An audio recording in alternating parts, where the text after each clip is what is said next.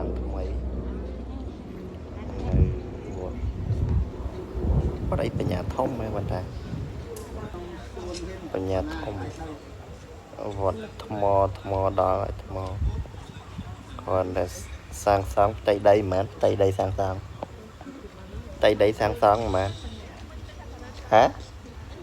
22 hectare លុយអស់រាប់ពាន់លានដុល្លារត្រមរួចហើយសាងសង់នៅអត់ទាន់រួចទេមនុស្សមកញ៉ៃនិយាយរួមថ្មយកថ្មមកបន្ទប់លើសំងហើយគាត់តែចាំងលបងកម្រះចង់2 ម៉ែត្រ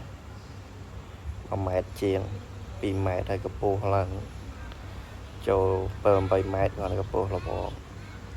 ហើយខាងក្នុងសិតតែកន្លែងសមាធិស្អីវិបស្សនាហើយដើមឈើឡើងកកោដើមឈើយីរងកន្លែងនេះតែនៃតិចទៀតល្បីមែនតែនគាត់បើកភ្លាមនៅតែមើលញ៉ៃនេះលក្ខណៈម៉ូដដូចបោះចិន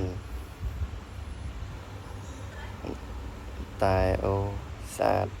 យីរំចូលទៅជាមានក្តៅអីនេះទេចូលទៅជាឲ្យស្ងប់ស្ងាត់ញ៉ៃទៅភ្ញៀវអ្នកចូលទៅគេអ្នកនៅក្នុងហ្នឹងមើលទៅដូចការរស់នៅរៀបរយហើយកម្រិតគេអត់សិតតែថ្មទាំងអស់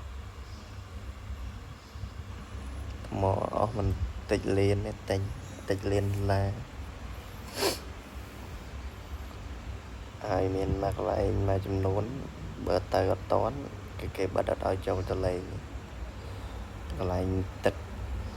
មានអីពតជុំវិញហ្នឹងតន់តែបិទទៅម៉ោង 9 ព្រឹកហ្នឹងហើយស្អាតចូលទៅស្ងប់ស្ងាត់